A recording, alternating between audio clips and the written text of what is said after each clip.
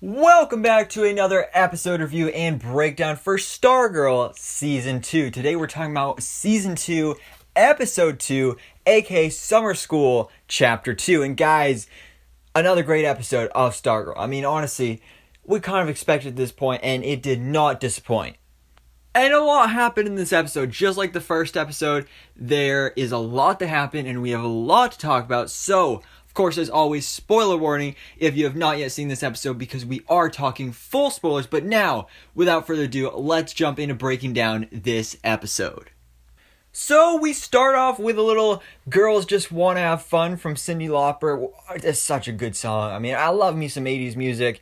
And that's one thing I love about the show is like the music is so good. That was something I talked about a lot with season 1.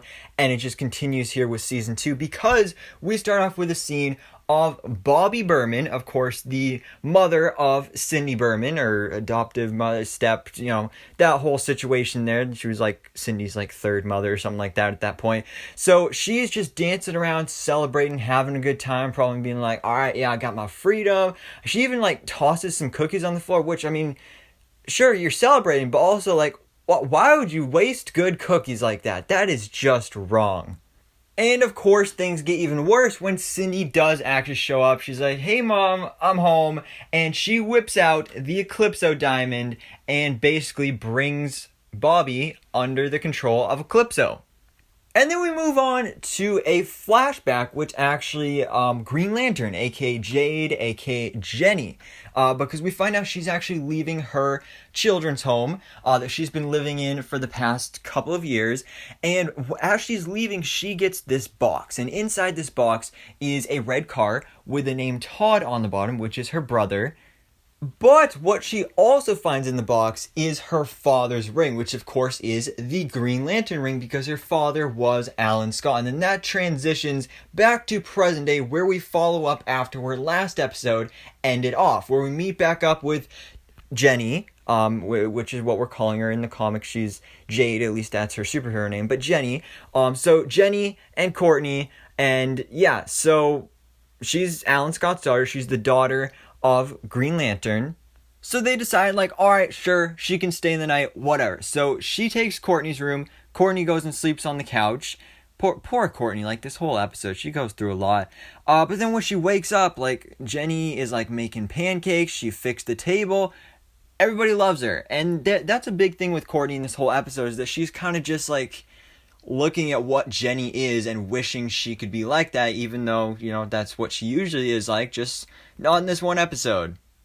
But of course, as we learn in episode 1, Courtney now has to go to summer school. And we see actually that also Yolanda is stuck in summer school as well, even though she gets straight A's, just her parents put her in there because they wanted to keep her out of trouble because, as we saw in season 1, they're not a big fan of their daughter, even after multiple apologies. But yeah, so she's stuck in there. We also get to see Isaac Bowen. He's very angry and always in a bad mood. We saw some setup with him with the Injustice Infinite in the last scene of episode 1. And actually, one more thing I did also want to mention about summer school is the teacher we had there is actually also the teacher in Stranger Things. So first of all, just him popping up was awesome. And then also I love the reference at the end where he's like, Bueller. If you don't understand that reference, it's from a movie from back in the 80s called Ferris Bueller's Day Off. It's really a great movie, one of my favorites. And that's kind of like an iconic quote. So yeah, that was funny there. And then we meet back up with Jenny because Pat takes her to the garage where she practices starting to use her powers. She actually is able to make an energy construct of that car that again had her brother's name on it in that box from the flashback at the beginning of the episode. So that was pretty cool to see there. And again, the whole JSA is loving her. Courtney is just like super jealous about this whole thing. But meanwhile, we also have the Shade arriving in Blue Valley. And of course, this is Richard Swift. He's one of our main villains of the season, but also not a villain. He's more so basically an anti-hero is how I think you should think about it. So he comes to the American Dream and starts asking Barbara about William Zarek's magic collection. Of course, William Zarek was the wizard, member of the Injustice Society of America. We saw him die in season 1. And he has, again, he was the wizard, so of course he has like this magic collection, and Richard Swift is looking for this.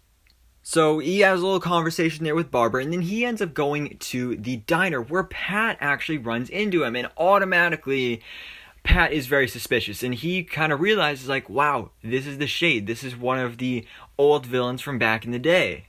And, you know, obviously he'd like to get in there more and like talk to him and see if this really like actually is the Shade.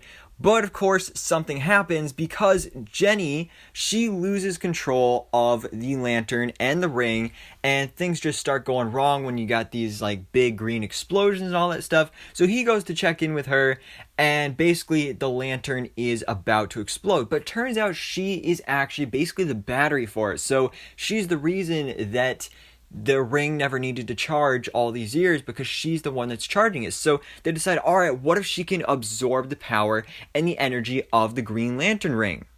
So she does it, she absorbs it, and then she blows up. And I was like, whoa, okay, she just blew up, but then she respawns. She just completely reforms, rematerializes, and now she's not only flying, but she's all green, which of course is how Jade looked in the comics, where she was like all green, and that was really awesome. So I really enjoyed that. So good that I'm using it for my thumbnail.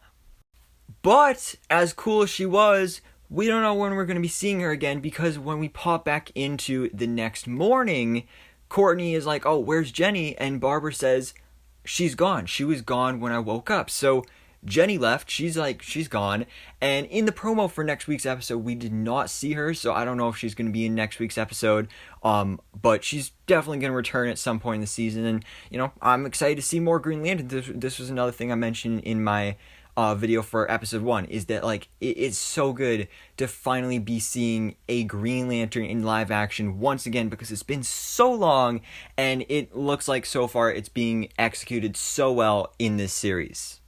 But after this, Courtney goes down in the basement to talk to Pat, where he informs her that the Shade is back in town, and he's all like, oh, he's a really bad dude, he's the last remaining member of the Injustice Society, and of course he's like, oh, he's bad news and everything, and then Courtney's like, oh yeah, I'll get my staff, and she's like all excited, because of course that's her thing in this season, that she's like super paranoid about all these villains, and she just wants to be Stargirl, so here's her chance.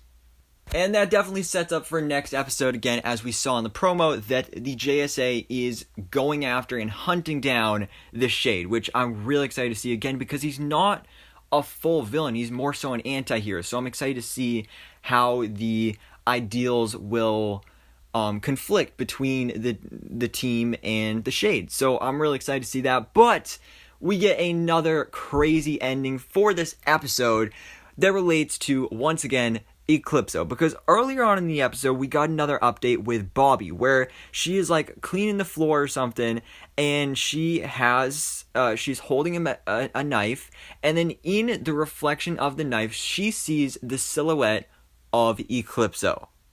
And of course, because Eclipso, his whole thing is that he encourages people to commit these bad actions and just be bad people. So he tells her to kill her daughter, kill Cindy.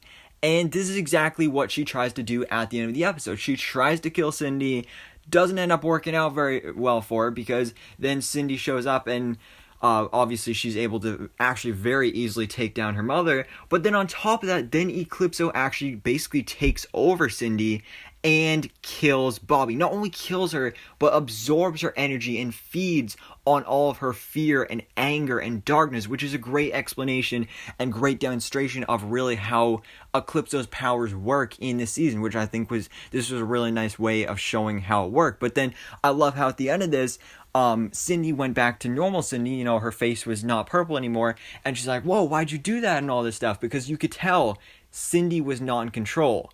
that was all Eclipso. So that definitely gets me really excited. Hey guys, what is up? It is me, Paige, here once again with another video on Stargirl Season 2. Again, he is the main villain, and I'm excited to see more of Eclipso in this season. Summer School. But anyways, guys, that is where the new episode ends. And again, another great episode. Really enjoyed it. But of course, let me know down in the comments below, what did you think about Stargirl Season 2, Episode 2? Of course, all your thoughts and theories and predictions for the future of this season. And as always, thanks so much for watching. Please drop a like if you enjoyed this video and hit the subscribe button so I can keep you up to date on everything that goes on in the DC life.